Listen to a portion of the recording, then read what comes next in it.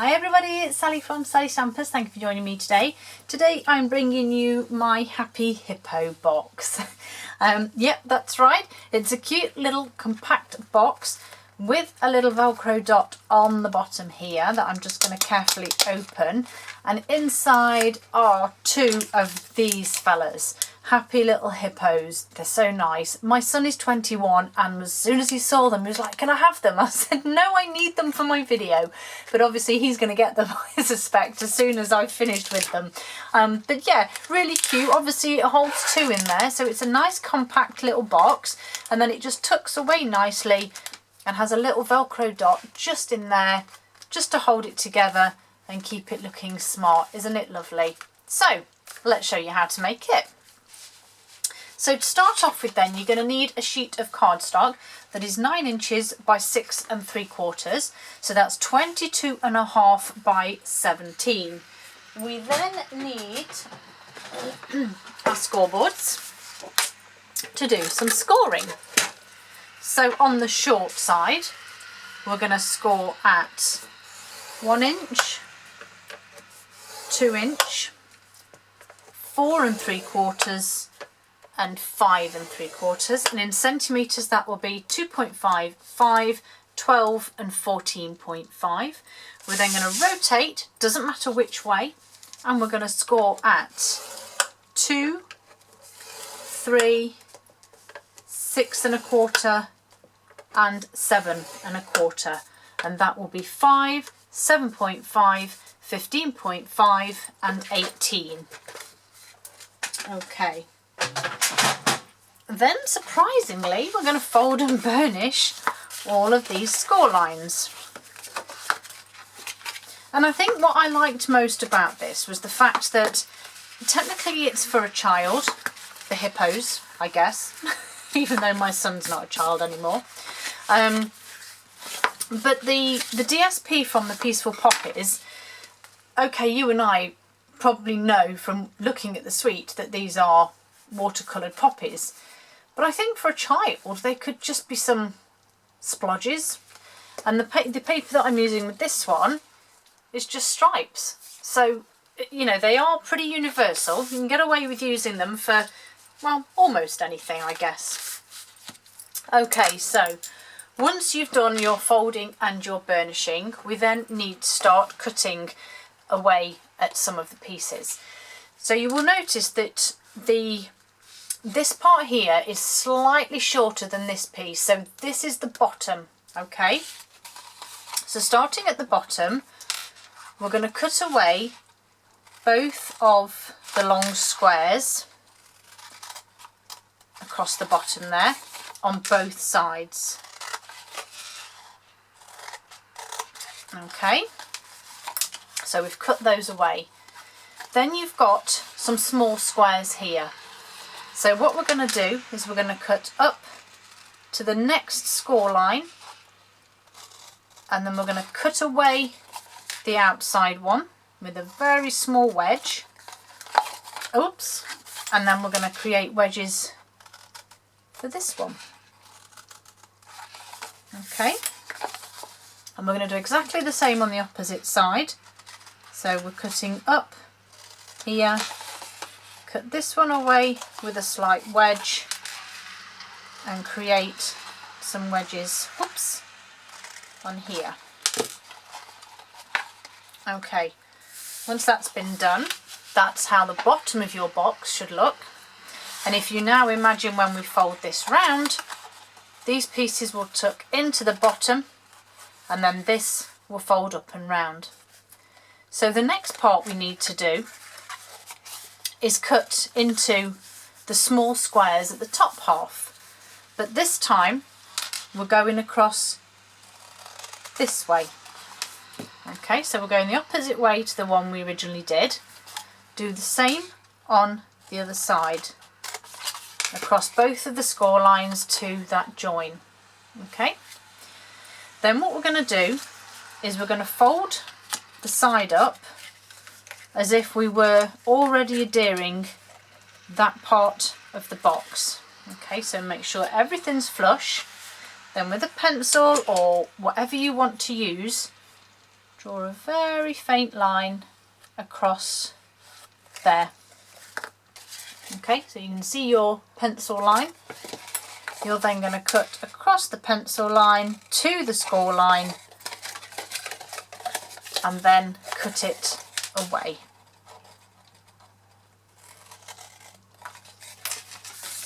And then we're going to do exactly the same on the other side. So we're going to fold it up as if it was being adhered, and then we're going to draw our line across there, and then we're going to cut that away too. So you can already see this now starting to take shape. And as you can guess, this will be the lid that folds down. We just need to deal with these parts. So this is where I have to try and remember. I'm going to have to open this one because I can't actually remember how I did it. Okay, so let me just remember here. So we need to cut from, this is now the top, we need to cut from this corner across to the opposite corner.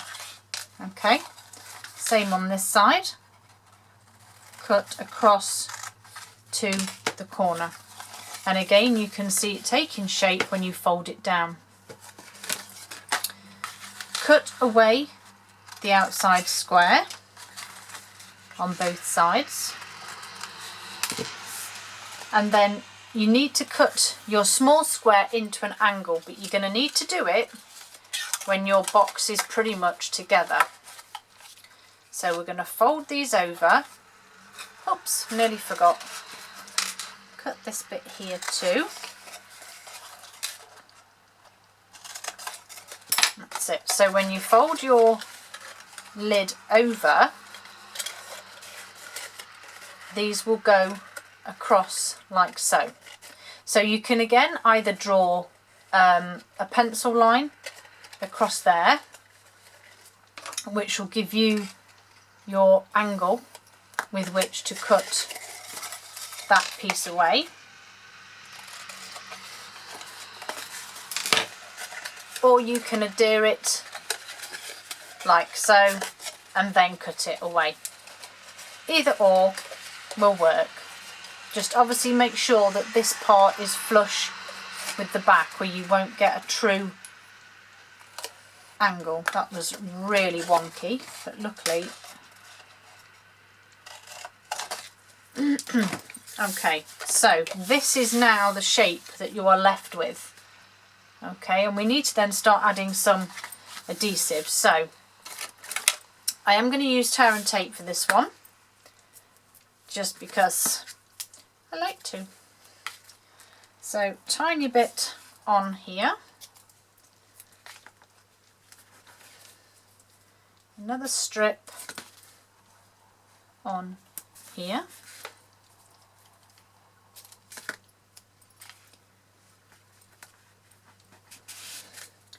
and then when you come to do these parts at the top, you need to remember that you need a strip across this join here, because that is where the top of your box is. So let's trim that bit off. Use that on there, I think. And then I'm going to do exactly the same with the side. So as close to the top as I can, and then just trim that bit off, and I'm going to pop that on there. Okay, so next up we need to add our DSP before we make it up. So I have 3 pieces here, so I have them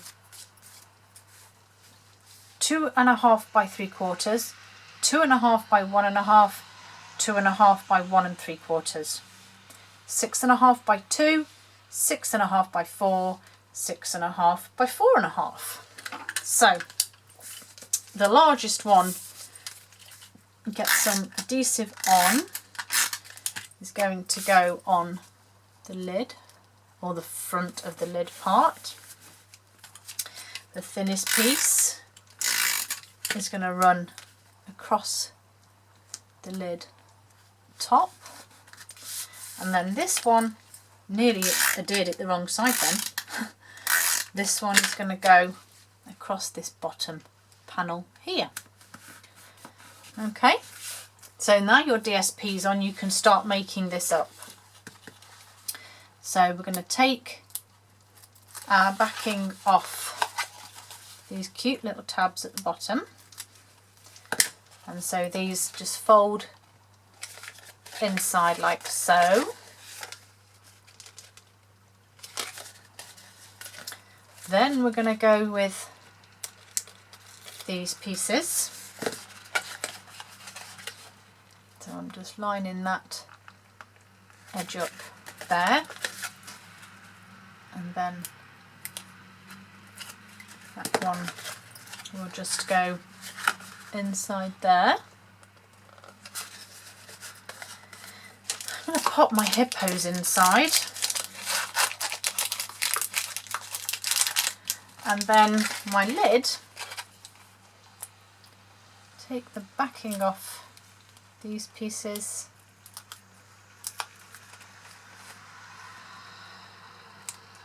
and then this one,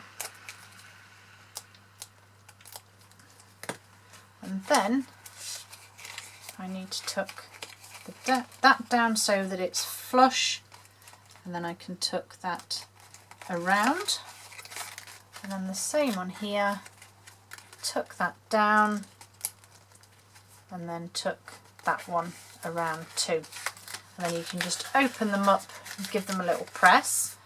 But there is your little hippo box, and as you can see, it doesn't want to stay closed, and this is why I used my Velcro.